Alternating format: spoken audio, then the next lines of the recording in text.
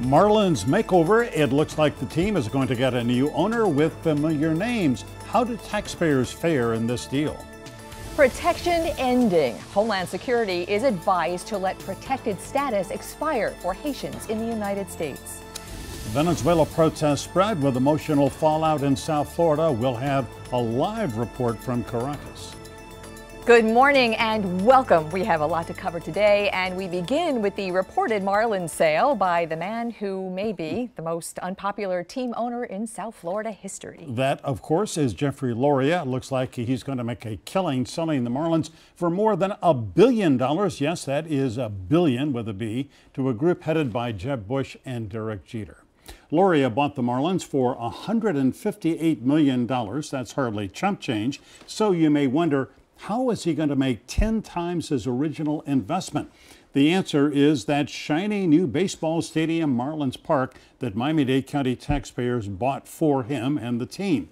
Under the terms of the deal, the county is supposed to get a cut of any team sale, but now that's open to question. It really depends on when the sale takes place. We are going to talk all about that and a variety of other news developments with the chair of the Miami-Dade County Commission, Esteban Bovo. He's been a county commissioner since 2011 and also a former state representative. Good morning to the chair. Good morning. Good morning. Great to have you come in. My pleasure to be here. When you heard that Jeb Bush, Derek Jeter, their group, had won the bidding process apparently and will be the new owners, what did you think? Well, obviously, I think like everyone, we're happy to see a positive direction. We've all, as baseball fans, been frustrated when the Marlins do well, then are dismantled instantly for financial terms. I'm a Yankee fan, so Derek Jeter being involved, that's a good thing, I guess. And being a Republican, Jeb Bush being involved, I guess, is a good thing. But I'm encouraged by this positive movement. Respected figures, both Jeb Bush, Derek Jeter, both, and we suspect the members of their group, whoever they are, we don't know yet. Well, no, I think the details the devil's in the details. We need to find out now where the financial group comes from. It's clear that Jeter and Jeb are not the main investors, so we'll see how that works out. All right, so the elephant in the room is the funding, as it's always been for the Marlins. The county is paying bonds that will become, what, $2 billion in the next 40 years. Overpaid, yes. Overpaid for a stadium. And in that deal, the county gets 5% of the increase in value of the team if the team is sold by March 31st of next year.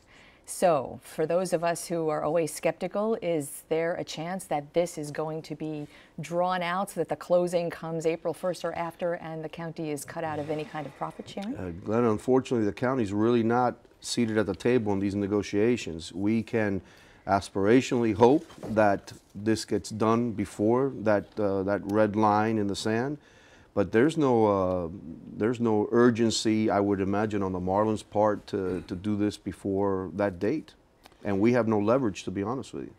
So we will simply have to wait and see how it plays out, but likelihood is Miami-Dade County not going to get anything or very little. It was a bad deal to begin with, and it just is a reminder how bad this deal was. Well, if there's, a $1 billion profit is not the value of the team. How do you put a valuation on the team? I mean, what would the county share be? And I realize this is all speculation at the moment, but what kind of money are we talking about? Well, I've heard you mentioned, I think it was a 10% or 5% of the sale the increase in value. The increase. I don't know what the dollar amount would be. I'd asked one of our deputy mayors that exact question: what's in it for us? And the simple answer was nothing is in it for us. This is a bad deal that now looks even worse when the reality hits. There's a sale, there's an increase. And I think the value of a franchise probably encompasses a lot of things. One is the market it's in, a stadium deal, which they have a long-term stadium deal, plus the profits of that stadium goes to the team. The county really, and the city of Miami both got whacked. Can I ask you just one more? Whacked, I think, is a kind word. Can I just ask one more question relative to that deal and what the county's paying? A lot of that, the county share is hotel taxes. Mm-hmm. And this year we find out just in the past week that the hotel taxes are down for the county this year, and significantly. What happens if hotel taxes aren't there to pay the portion of the bond debt that the county owes? Normally, when the county goes into these deals and has a pledge of support, it is backed by the taxpayers ultimately. All these bond deals are backed by the taxpayers. I mean, you have your gimmicks to be able to pay for it. Incidentally, we're working now on Airbnb legislation in order to capture some of that lost revenue that's been going to a non-hotel user. But yes, we need to be very mindful that if we don't have the revenues, we got to find them someplace. All right, Chairman Bova, let me ask you about a really continuing hot topic, which is sanctuary cities, sanctuary communities, where the allegation always is that the local government does not cooperate with federal immigration officials. You chaired that very long 4 or 5 hour meeting several months ago, where the commission and you voted in the affirmative 9-3 to support the mayor that any ICE detainer for a unauthorized immigrant in our jail who had been arrested would be turned over to immigration officials. Now, this federal judge's ruling this week that said that the executive order from the president was unconstitutional and cited the case, in fact, of what happened to Mayor Jimenez. Does that vindicate, you think, the judgment that you and your 8 other commissioners made and the mayor on sanctuary cities and saying we are not in compliance, we are in compliance with the law? We've always struggled with the idea of what is a sanctuary city. We've never really understood what that term is. Our police department has never acted as a de facto immigration force. I recall when a couple of years ago we made a decision not to honor the ICE detention request simply for a budgetary reason. It wasn't a philosophical issue. It wasn't an anti-immigration or... They weren't compensating the county for the cost of keeping the inmates for several days. Exactly, and I think that was the decision that the commission made at that moment. Now, obviously, with the change in administration, a lot of the rhetoric that comes out with the administration, and quite honestly, this now bleeds into a lot of our requests from the federal government, specifically on transportation issues that obviously has been a big issue for us. We felt, or 9 of us felt, along with the mayor, that the right decision was to say, look, we'll be supportive of the Trump administration.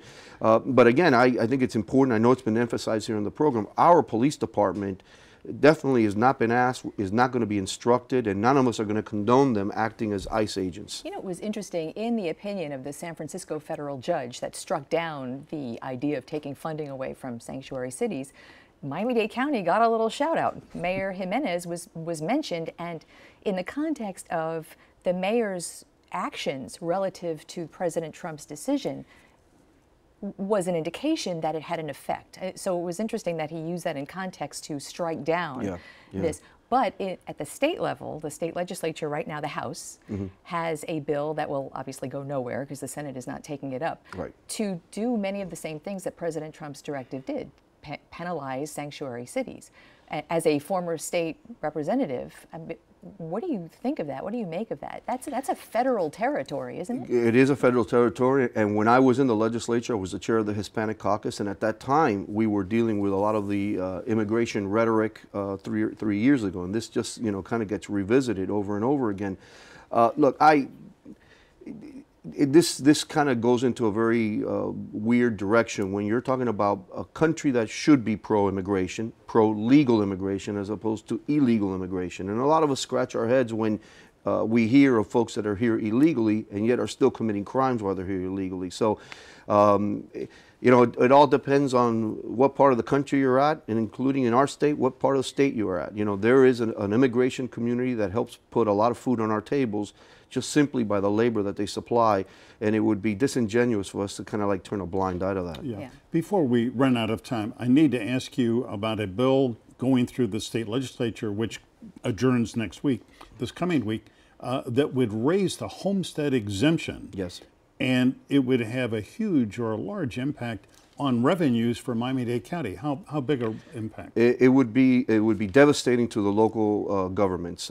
Miami-Dade County would suffer probably around a $73 million hit to their budget. That means we would be confronted with one or two decisions: either slash our budget drastically, we've done that before and it's very painful, or raise taxes. And I could tell you, as a conservative voice on our board, and I strongly believe in being conservative and being as thorough in your budget process as possible, you don't want to slip into this abyss of being irresponsible. I would ask some of my former colleagues, why not consider cutting of the sales tax, which directly then impacts the state budget. But let's remind ourselves that local governments are the ones that provide that frontline service, our day-to-day operation. Excuse me, there would have to be a referendum on raising statewide referendum. It'll pass, of course. But it'll pass. Yes, the voters would have to opine on this, and obviously on an election year, asked to reduce your taxes. Right. All of us are going to be supportive of that. Yeah. You brought up transportation Yes. funding. I know you are the transportation czar on that commission.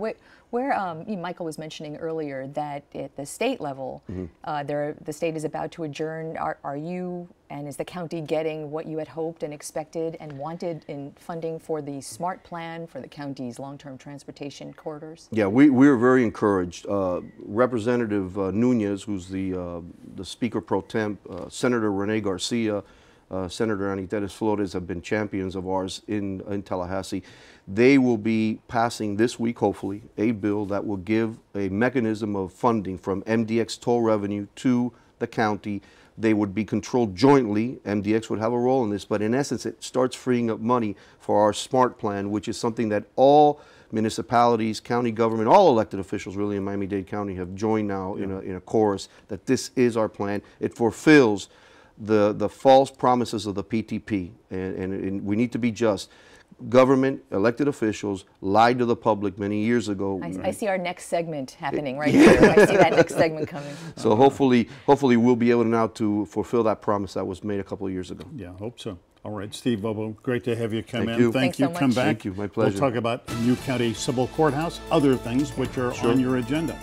Next up, unsettling news for Haitians currently living in South Florida and across the country who are temporarily protected at the moment. That may be coming to an end. Stay with us.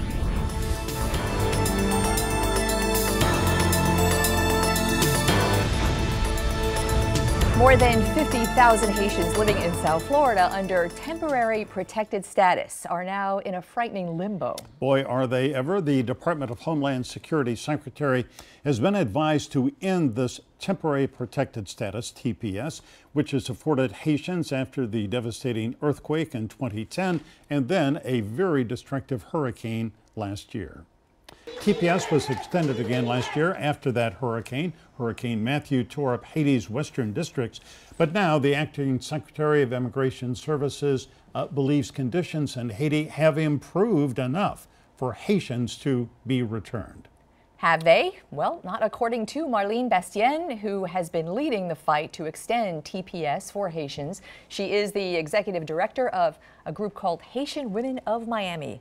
Good morning. Good morning. Welcome. Good Thank morning. you, Great to have you Glenda. here. Thank you to have me here. Bienvenue.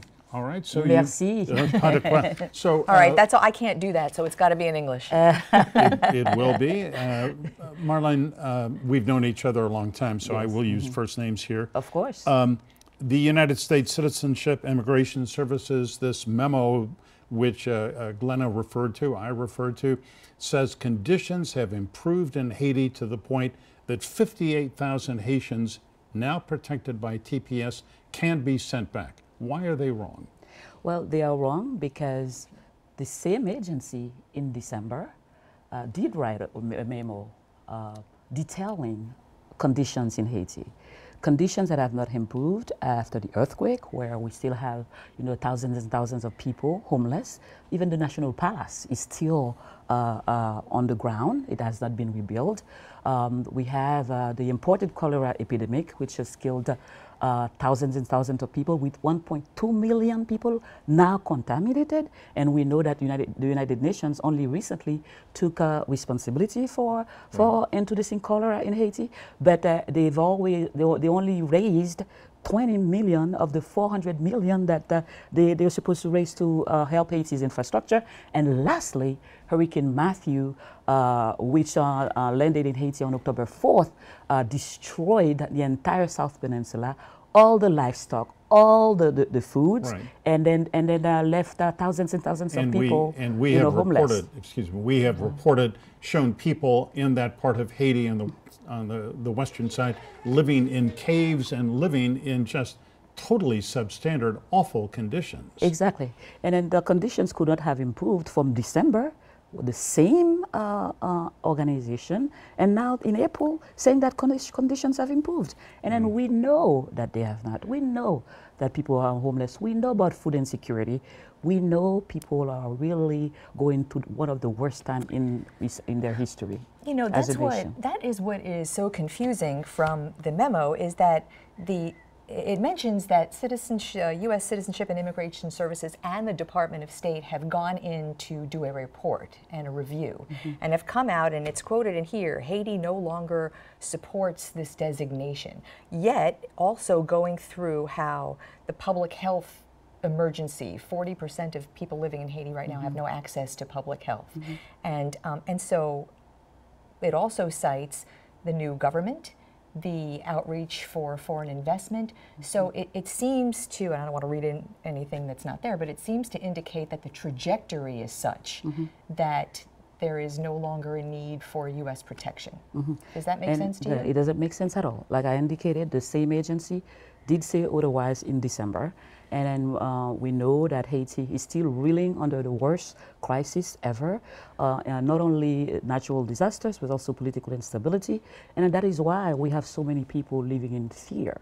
So with TPS, the choices are TPS is, they need to do this by next month to be able to get it through the process of ending by July, if that's the case. But, July 22nd, it's when the TPS expires. Yes, it does. But really has to happen, I'm sorry, Glenda. Has to happen before then, because you have explained there are people who they can legally work now under TPS, but some employers are already saying to Haitians who are here, if you're not protected by TPS, you can't continue in your job? Exactly. Some of the people, some of the employers are getting negative, bad vibes from the Trump administration, unfortunately. And even though TPS doesn't expire until July 22nd, some of them are already letting people go. That's really creating a crisis in our communities, not only in Florida, but around the nation. That's one. Second, we have people who've been living here for an average of 7 to 15 years. They've bought homes, started businesses. And I had a nurse from Jackson walking to my office the other day, wanting to know, should I put my house for sale? What am I going to do with my 2 young children who are in school, who are doing so well? People like that, though, understood that temporary is temporary. I mean, there was always this understanding, right or wrong, that their stay here was to be temporary. Is that not true? Well, it is true that it is temporary, but temporary protected status has always been extended. And it has been expected to be extended, and that's one. And then people know that they are unable to go to Haiti right now. And then lastly, even though TPS is expiring July 22nd, right, and even though DHS has 60 days prior to expiration to decide whether to extend or terminate, they need to give time to these people to apply for work permit, which will take more than 90 days. Marlene, a broad spectrum of members of Congress, Florida's 2 senators, local elected officials have all asked the White House, asked President Trump, please extend this TPS. President Trump came to Little Haiti last fall. He said Haitians are great people.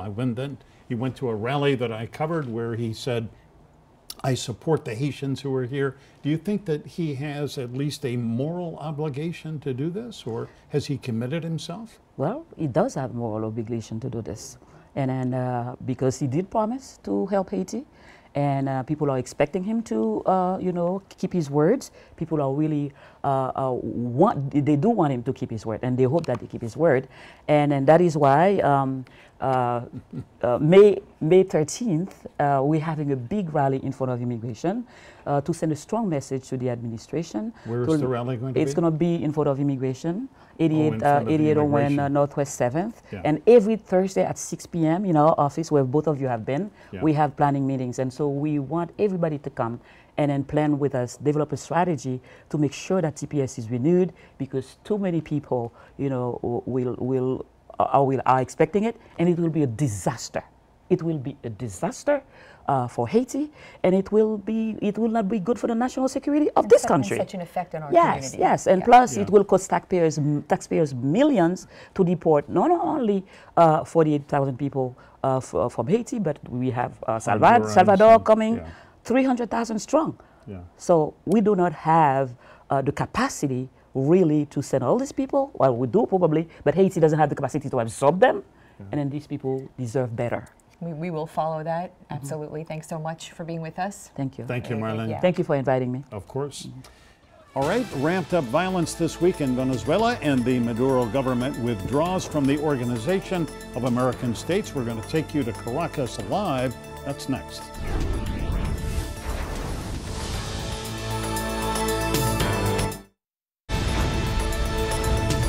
This week, the Venezuelan government announced it will withdraw from the Organization of American States. Venezuela's foreign minister complained the OAS has a, quote, campaign to destroy democracy there, led by, in their words, the United States. And on the streets of Caracas and other cities in Venezuela, massive protests have continued unabated. Let's get now to our colleague stationed in Caracas, reporter Cody Weddle with the latest developments there. Cody, good morning. Thank you for being with us today. Well, good morning to you guys. So, Corey, give us a report on right now, the status report. Was there demonstrations? Were there demonstrations last night? Or what is the situation in Caracas today? I think if you are Nicolas Maduro, you breathed a bit of a sigh of relief this week, because as the demonstrations and protests against him did continue, the crowds were a bit lighter this week. And I think much of that can be attributed to the fact that many universities and schools were back in session. But that sigh of relief won't last long. The opposition is calling for more protests and demonstrations on Monday. And Monday is May Day here. So schools will be out of session, universities out of session, people will be off of work, so it will be another opportunity for the opposition to flex its muscles in the street. Cody, you know what we've been seeing here, the protests, largely anti-government protests. And now, this week, it seemed that even in some of the places where people were largely supportive of the Maduro government, some of the poorer areas who felt like the government is a government that will take care of them, are suddenly realizing that it's not. And so some of protests are now spreading to places that aren't necessarily anti-government groups. Does that signal something to you? Absolutely. That is what has been really striking about this most recent wave of protests. You know, in 2014, the last massive wave of protests, most of these protests were contained to the eastern part of Caracas, the more well-off sections of Caracas. But as you said, we have seen these protests cross over into the west part of Caracas, and in many cases in other working class areas.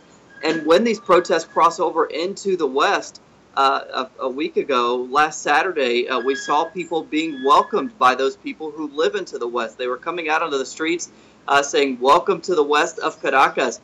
So if you are the government, I think that makes you very nervous, because these places that are traditionally pro-government, we are seeing people come out of their homes and support these protests.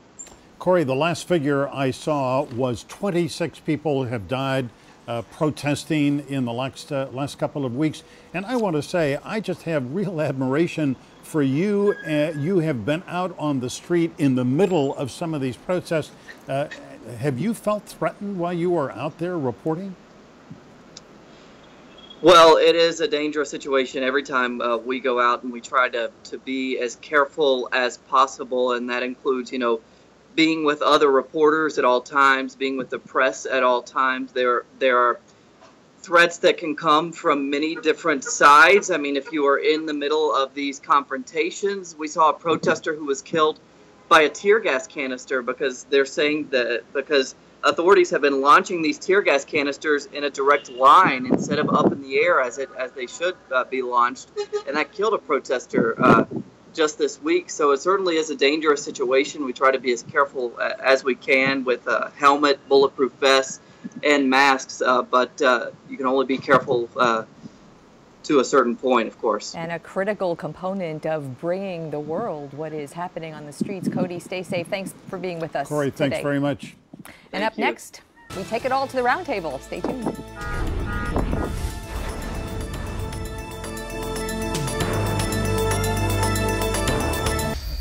It is that time again, and we want to welcome now our Powerhouse Roundtable to discuss all the big topics this week, and there were many, so let's get right to the introductions. Ed Pizzoli, president of the Tripp Scott Law Firm in Fort Lauderdale and an active voice in the Republican Party. He's just back from Washington. Andrea Robinson is a veteran South Florida journalist and editor and reporter with the Miami Times, formerly with the Miami Herald. And we are glad to welcome back also Rafael Yanez, political activist, analyst, a graduate of the University of Florida and the University of Miami Law School. Good morning. Good morning. Good morning. Great to have you all come in. So, Rafael, when you heard that Jeb Bush and Derek Jeter were going to buy the Marlins, did you say, hallelujah, we're getting rid of Jeffrey Loria? My prayers were answered, Michael and Glenna, and I felt like for those of us baseball fans who have had to suffer through the Loria years, this was a welcome glass of ice water for those of us suffering in hell. I feel like we should have invited him at least. We did not, for the record, invite Jeffrey Loria. My apologies. We should have. No, it's okay. Okay. I like being fair. We've had enough of him. Just have him sign already. Yeah. All right. We'll ship him out. But for people who are not necessarily sports or baseball fans, which are many, the story is about the stadium funding and what the county is going to get and what taxpayers are due.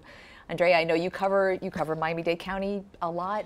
I mean, is there a chance that the county is going to be stiffed out of this very interesting deal again? Of course. That's how we operate here. And that's how we roll. That's how we roll. And people are saying it better not happen this time. My gut tells me it's more of the same. The only palatable thing about this is that you have Jeb Bush and Derek Jeter, who is my heartthrob. But other than that, with the county commission.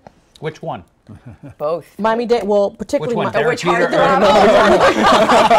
But with regard to Miami-Dade County, it's not like the days with the Dolphin Stadium and that era where people come in with their own money and do it because. You don't have that anymore. Right. You know what? Derek Jeter and Jeb Bush, to a large extent, are two people who are known for doing the right thing. You may not agree politically with them, but they have a reputation of doing the right thing. Might they push to get this done by March 31st of next year and assure the county gets its portion? That's the hope. I mean, you still have a lot of vetting, so this deal is not done. They still have to bring investors in, and there's a vetting process that Major League Baseball goes through, and there are various ownership meetings where there's windows for the approval.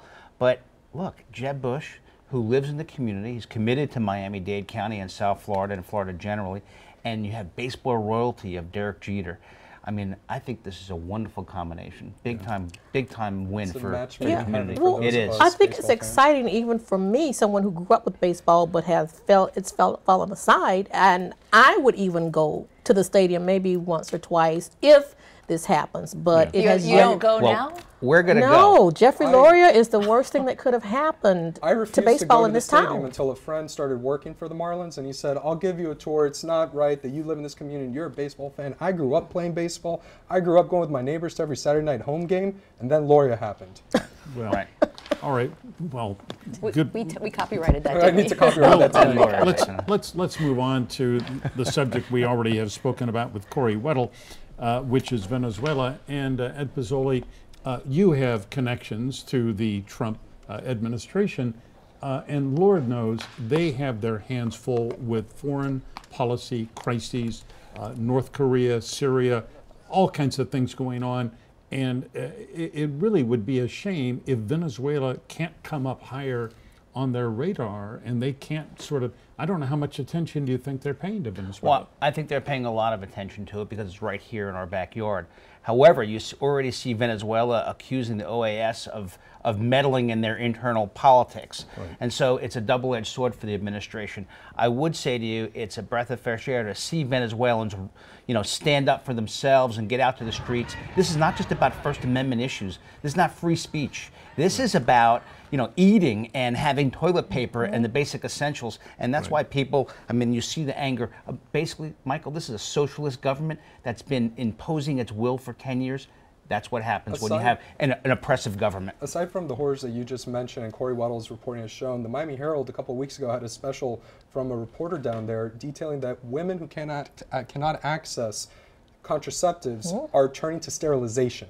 Right. That tells you how dire the situation is down there. And also people who, one of my friends from Venezuela was saying that people who do not have medicines, you have to, if you go into the hospital, you have to have medicines because they're too high priced and you can't get them. There's nothing. They can't Meanwhile, get. they sit on the largest oil reserve. Society in disintegration. Something must happen. Andres Oppenheimer has a very good column in this morning's Miami Herald where he says the presidents of the surrounding countries are getting together to coerce Nicolas Maduro to maybe call new elections, go back to the Constitution of Venezuela. About a month ago, I had a friend, a very well-informed friend in D.C. telling me that the word on the street was that Maduro was trying to negotiate an exit and possibly go into exile in Panama. That didn't pan out, unfortunately. And what would that vacuum leave, though? When you squeeze the balloon, what comes out the Correct. other end? Well, the problem is the Cuban government is so deeply entrenched with the highest echelons of the Venezuelan government. So I don't believe that without international pressure, without the OAS states stopping the strategic indifference, and unfortunately this administration publicly has strategic indifference. We haven't even named yet a Deputy Secretary for Western Hemispheric Affairs at the State Department. And as far as a South Floridian should be concerned with how important the Western Hemisphere is to this community, that's unconscionable. Yeah. But I would say this, there is something for American voters to watch. What you saw is a thriving economy, decade and a half ago, and then you saw government now being involved in everything. Right. And when government got involved in everything, their economy went into the tubes. Now, that was pushed a little bit by the oil collapse, but the economy now is, personal freedoms, entrepreneurship, capitalism, all are now done. But also, my same friend mentioned that she sees some similarities the way people in this country since the election where you have the vocal majority citizen engagement, the citizenry, and she's making some parallels between what's happening here and what started out there. Remember, she's from Venezuela, so anytime you have a government that is intolerant, and I don't joke about with the freedom of the press what we've seen with the press here, that coming from the current administration here, that's dangerous. I don't engage in it at all. I take a different view than you, obviously. I see President Trump taking back and pulling back on government overhang of regulations and wanting to be involved in every aspect of your life and give individuals more freedom, businesses more freedom. And I see that reversing what happened in the last 8 years, which was more like socialism being enthralled into our government, instilled into our government. You're talking about citizen engagement. That was citizen. Yes, but from a policy standpoint. I call this citizen engagement because I am for citizen engagement, but I agree with Ed that unfortunately during the 8 years of the Obama administration, you saw the government, because socialism doesn't creep in overnight. It's not a light switch. So you have to take piece by piece, puzzle piece by puzzle piece, block by block. And I believe that those who voted for President Trump felt very strongly that that was a new coming, that we do not want to go down the path of Venezuela and other failed dictatorships and other failed economies, because we can't justify moving in a direction that we see every day with Cody's reports that the people in the streets are being ignored and they have guns pointed at them. And the media is being pointed at too. But on personal freedoms and things with women's rights, reproductive rights, those types of things, when you see that. And there's some being other... attacked. Yes, and anytime policies. Attacked, that's a problem. Right, and it's attacked through socialist policies. The failed socialist policies of the Maduro regime, supported by the Castro government, has led us down this path. I began don't know with Hugo Chavez, who was the protege of Fidel Castro. Well, and we can agree started on down that path 20 years ago. I think this is a good time for a break, don't you? Yeah, I do too. Stay with us.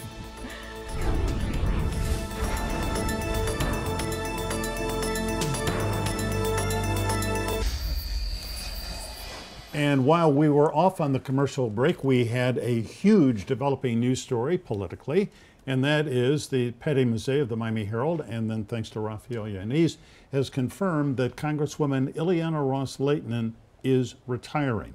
She has been a member of Congress since 1989, representing Southwest Miami-Dade, and she is, in my opinion, Rafael, I think the best politician in South Florida, the most adept, the most reflective of her constituency, which is a district that really is slightly more Democratic than Republican, but which has supported her every 2 years. Two immediate reactions to what you just said. If I had $1 for every Democrat who told me I vote Democratic tickets, but I also vote for Ileana, she's my favorite member of Congress, she's my favorite politician, I would have no law school debt right now. The other thing I want to tell you is, having been involved with her campaign, interning for her when I went to Belen Jesuit, that's where my relationship began with her. My eternal gratitude to her, her parents, her family, everyone in that sphere and her staff. Words do not do it justice, but to go home with the fact that in DC, someone told me, here's the difference between my member of Congress and your member of Congress. My member of Congress stands on the community to raise themselves up. Your member of Congress, Ileana, stands up and raises the community above her. And that's how I always viewed her. And the Congresswoman in recent years has taken on the mantle of pretty much the only Republican in Congress who is at the forefront of LGBT rights, largely because of her son, Rodrigo, who is transgender. And even before then, she's always to the left of the party on that and on the right side of history. Yeah, and I know you've worked so I've worked with her, and I can't, I don't want to step on what you said, Rafael. You said it perfectly. I mean, to me, you said it perfectly. She is somebody who is from the community, who serves the community, and her family, and the depth of commitment to her district is just unmatched. You know, very rarely do we have breaking news that we can text about right here and right now, and I want to just mention that we did try to get the Congresswoman on the phone to weigh in, but she apparently will be speaking tomorrow, so we'll hear much more about the reasoning. Andrea?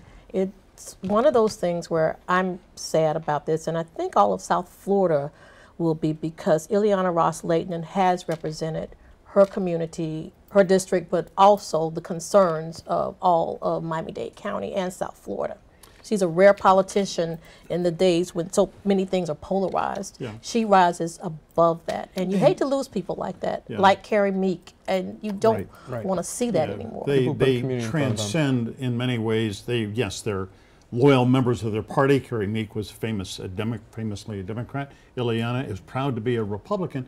She did not, as we all know, support the Donald Trump for president. She's been a leader on LGBT issues. She believes in climate change. I mean, she has been just a real leader in so many issues. And she's very likable, and I think She's voters really respond. She's genuine. She's very genuine, and she embraces you with a hug and a Cuban coffee. Her DC office is famous. Miami office too? Her Miami office too. Always give respect to Miami office, but the DC office, where she's one of the few who will welcome you with a Cuban coffee, cafecito. And Illy for me, I'll always have an image of being at her parents' house. And today, I have a feeling, I haven't spoken with her, this just broke while we were on commercial break. I have a feeling that a lot of prayer and a lot of thought, and Abu Kiki and Abu Mandi, her parents, are smiling down on us from heaven right now, on a wonderful career in Congress. And hopefully she's going to, we don't have all the details, hopefully she'll go through the end of the term and not be an immediate retirement. We'll find all that out tomorrow. Well, we will, and now there will be a huge a kind of commotion politically. There are going to be all kinds of people. Well, the Democrat who ran against her last year has already said he's going to run for re-election. That was the best the Democrats could do against Ileana. I mean, someone with a DUI, criminal run-ins with the law left and right. All right, so who's the list? Pick the candidate list. I don't know. Let's. Every Republican and Democrat in Miami-Dade County is thinking about this right now. Before this disintegrates into politics, let's take a moment. Into politics. Let's understand what the community ultimately will lose. They'll lose what is a Republican but independent voice, somebody who spoke her mind on all issues, who communicated the needs of her community like no one else did before. And so I think that needs to be celebrated, and we need to wish whatever her future brings her well. It's important. Yes, but to your point, when I say set the list, that list is going to have to include people, candidates, who can transcend party politics, because that district needs, the makeup of that district needs someone just like that. And I think you'll have a fight over it, and there'll be a lot of money that'll be brought down. There'll be a lot of attention to that district. But let's take a moment and understand what the bar, how high the bar has been raised. Could I just say, historically, since I've been a reporter here a long time, she succeeded Dante Fascell, another great member of Congress, and they became friends. And he mentored her and helped her. He had been the chair of the House Foreign Affairs Committee. She became the chair of the House Foreign Affairs Committee. And her, among other things, her commitment to Israel is unparalleled. I mean, this wasn't just a Cuban American who cared about Cuba. She cared about the world. She cared about democracy, human rights, women's rights, and one of the things that I believe, we're not writing a eulogy, we're writing a celebratory list here. Ileana was the first Hispanic female elected to Congress. She was the first female chairwoman of a constitutionally created committee with the House Foreign Affairs Committee. She currently serves as the chairwoman of the subcommittee on the Middle East and North Africa, and the only reason she's no longer the full committee chair is because of Republican rules. All right, we are out of time. Thank you all for coming in. Great roundtable. Still to come, my personal perspective about our worthy state legislature as they get ready to end their annual session.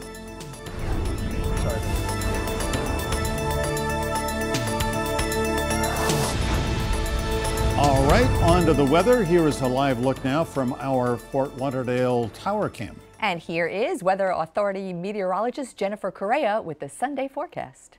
Hey there, South Florida. Good afternoon. This Sunday has been a windy one, and of course it's warm out there. Live view out of Hollywood Beach, Cam, and notice those white caps. The surf is between 2 to 3 feet. So beachgoers, it's nice to head out, but stay out of the water. The rip currents are high for today, and small craft advisory remains in effect for the rest of our Sunday. Warm and humid as we start off the new week and the new month. We do have a good chance for showers on Tuesday, highs staying in the upper 80s. Jennifer, thanks. All right, before we leave you this morning, a personal perspective about our state legislature. They'll finish their annual session this coming week, and all I can say is thanks and what were you thinking? The only thing our worthy lawmakers are required to do is pass a state budget, and when the going got tough, as it always does, the leaders got behind closed doors and made secret deals. Now, maybe it's naive, but I actually believed them this year when they said they wouldn't do that. Well, they did. They also passed some bills that defy logic and show where their bread is buttered by Florida Power and Light, among others. It looks like FP&L customers around the state are going to have to pay for the cost of fracking in Oklahoma. And if they find natural gas there, then we'll pay for that too. Could the fact that FP&L has given lawmakers about $1.5 million have anything to do with this? You think? Another puzzling decision was defunding Miami's New World School of the Arts by $650,000. This at the same time that they're going to appropriate $200 million for charter schools in poor neighborhoods. Yesterday, after a well-deserved wave of protests from supporters of the New World School, the lawmakers backed off. Now they're going to give the school $500,000. Not enough, but considerably better. This is video clip from the movie Moonlight, which was written by a New World School grad, a friend of mine, Terrell Alvin McRaney, directed by Barry Jenkins, also from Liberty City. The movie, as you know, won 3 Oscars, including Best Picture and Best Writing from an Adapted Screenplay. McRaney is one of hundreds of New World School grads who have gone on to very successful careers in the arts and teaching the arts. The New World School is a gem. It deserves our gratitude and extra financial support from the state legislature. I know that it's hard for 120 members of the Florida House and 40 senators to agree on almost anything, especially when they're from different parties and in some cases from different planets. We thank them, though, for their service and hope they come home this week to refresh themselves and remember why they got elected in the first place. It's called public service. That's my perspective for this week. Hope you have a great day, wonderful Sunday. Remember, as always, stay informed, get involved. And reach out. We want to hear what you think on any topic you like. Here are some of the addresses where you can reach us. There are many more, and we'd love to hear from you. Meanwhile, have a beautiful Sunday. We'll see you next week.